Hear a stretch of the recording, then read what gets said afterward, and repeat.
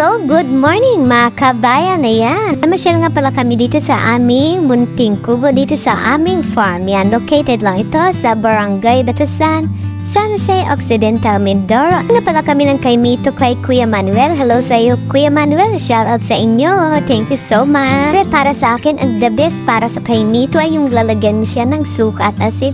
Oh, grabe. Sobrang sarap yan mga kabayan. Try nyo. Pwede rin dagyan mo ng gatas. Pero dahil nasa bukid tayo, wala tayong gatas. Kaya suka ang ating ilalagay. Yan, inisa-isa pa nga siyang biyakin at para matikman na natin. Yan, kapag meron kayong kay Mito, try nyo to. Lagyan nyo lang ng konting suka at konting asin. Amorado nga palang tawag namin sa ganitong klaseng kay Mito.